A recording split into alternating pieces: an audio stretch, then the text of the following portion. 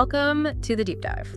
Look, you're probably listening because you want to get better at speaking English, right? More fluent, more confident. And that's exactly what we're digging into today. We've gone through some really useful material.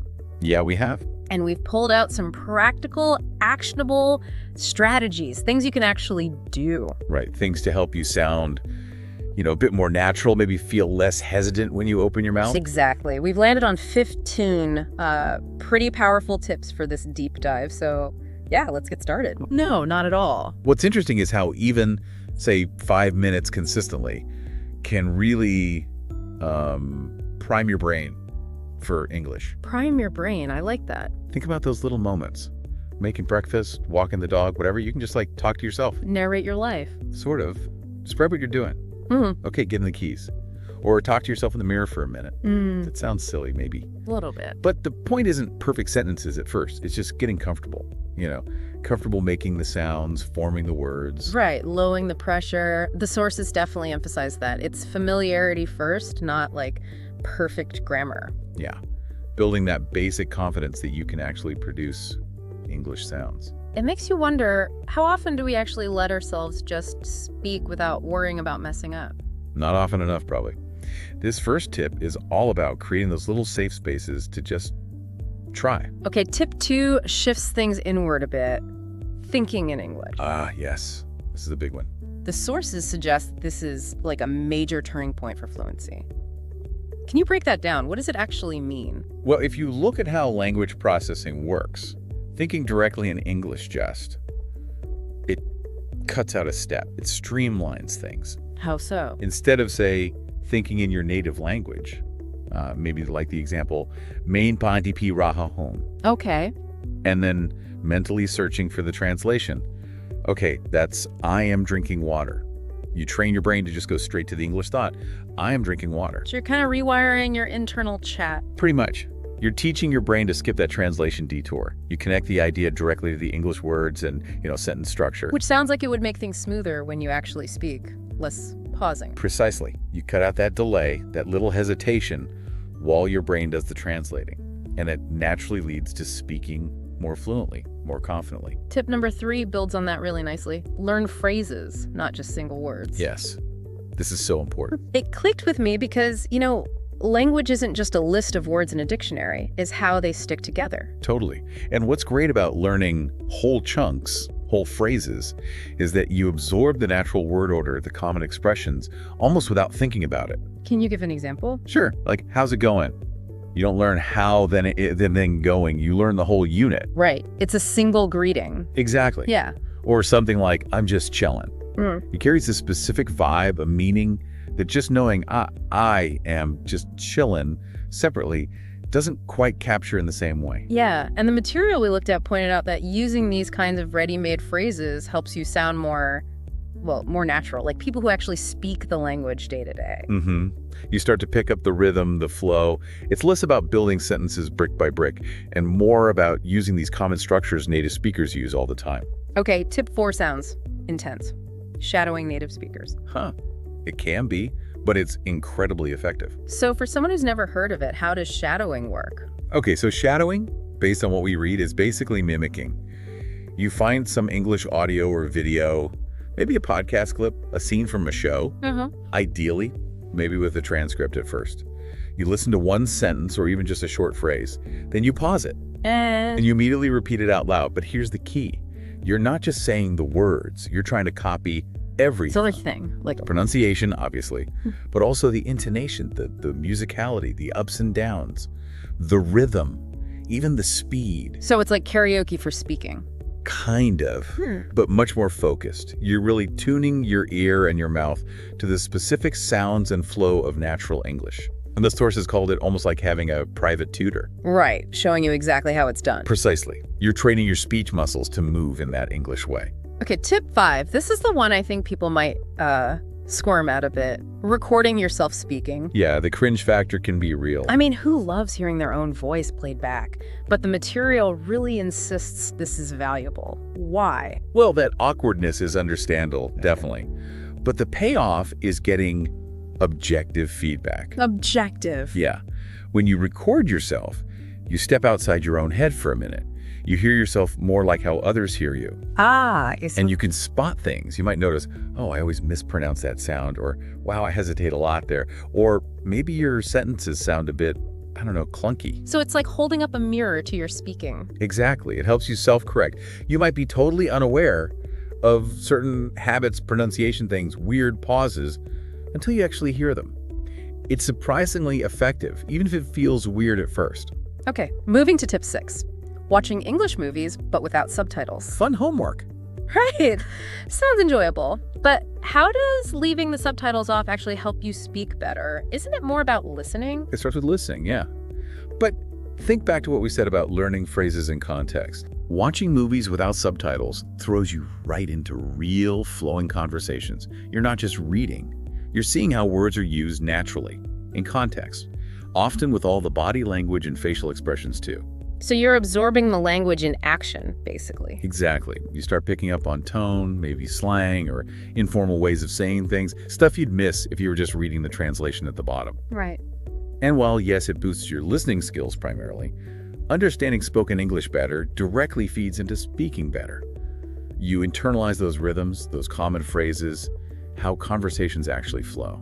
Tip number 7. This seems really practical today.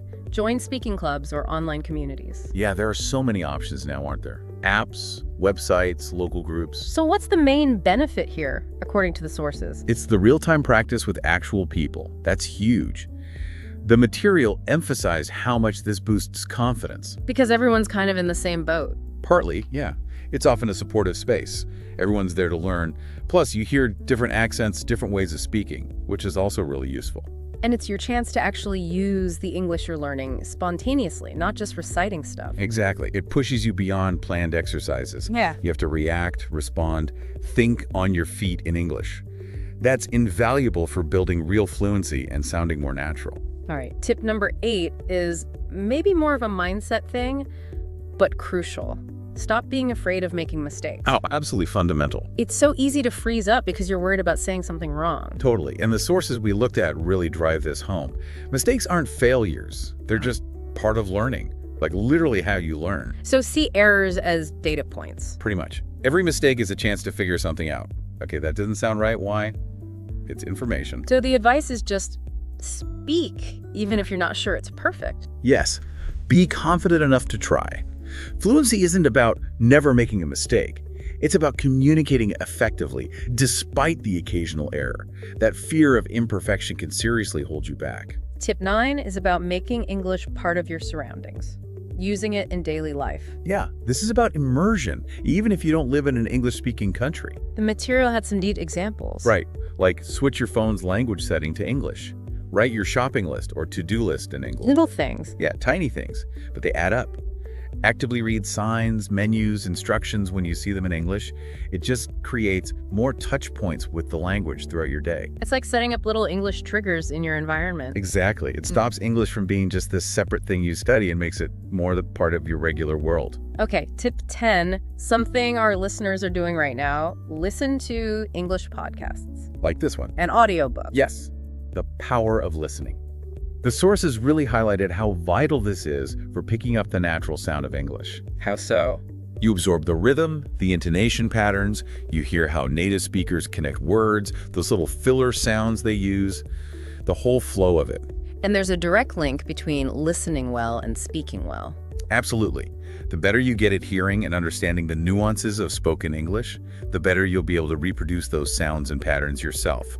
Good listening builds a foundation for good speaking. Tip 11 encourages being proactive. Ask questions in English. Even if you're not surrounded by English speakers all the time. How would that work? Well, the material suggested things like online forums related to your interests, or maybe comment sections on English YouTube videos. Language learning apps often have Q&A features too. So finding opportunities online mainly. Often, yeah. It's a way to practice forming questions, constructing sentences, and engaging with others in English, but maybe in a slightly less pressured way than a live conversation. Builds confidence and connects you with other people using English too. Exactly. More practice, more connection. Tip 12 sounds simple, maybe deceptively so. Repeat words out loud. It does sound basic, but there's something about the physical act. Just reading isn't enough. According to the sources, actually saying the new words helps a lot. The advice was to repeat a new word several times, then try to use it in a simple sentence, out loud. Why does that help more than just reading it? It helps lock in the pronunciation in your muscle memory. Your mouth literally learns how to make the sound, and it starts moving the word from your passive vocabulary, where you just recognize it, to your active vocabulary, where you can actually pull it out and use it when you're speaking. Makes it feel more like your word. Okay, tip 13 sounds like fun, maybe? Use English tongue twisters. Yeah, they can be fun or frustrating. She sells seashells. That one. That's the classic. Or red lorry, yellow lorry. They seem silly, but the material highlighted them for pronunciation practice. How do they help with pronunciation specifically? They force your mouth and tongue to make tricky or similar sounds very close together. It's like a workout for your articulation muscles. So it trains you to make those distinct English sounds more clearly. Precisely. Helps you separate sounds that might be easy to confuse, improves clarity, and yeah, it's a bit more engaging than just drilling sounds. Okay, almost there. Tip 14. This one might surprise some people. Speak slower to sound smarter. Yeah, this challenge is a common myth, doesn't it? What myth is that? That speaking really fast means you're fluent. People sometimes rush because they think it sounds more native-like. But the advice is the opposite. Right. The sources say take your time, speak clearly, deliberately. It actually comes across as more confident. And to give you time to think, presumably. Exactly. Time to choose your words, structure your thoughts. Plus, and this is key, it makes it way easier for the listener to actually understand you. Which is the whole point of talking. Pretty much. Yeah. Rushing often leads to more mistakes, unclear pronunciation. Just take a breath, slow down a bit. Right. Okay, last one. Tip 15. A really important reminder. Stay consistent and be patient. The long game. Yeah. Learning a language isn't an overnight thing, is it? Definitely not. The gym analogy used in the material is perfect. How so? You don't go to the gym once and expect to be super fit, right? It takes regular workouts over time to see results. Language is the same. So small efforts done consistently. Exactly. The sources stress that progress might feel slow sometimes. You'll have good days and bad days. But if you keep at it, keep practicing, keep using these tips, you will improve. You absolutely will see improvement. Patience and just sticking with it are so important. Don't get discouraged. So there we have it. 15 tips, 15 strategies drawn from our look at effective ways to really boost your spoken English.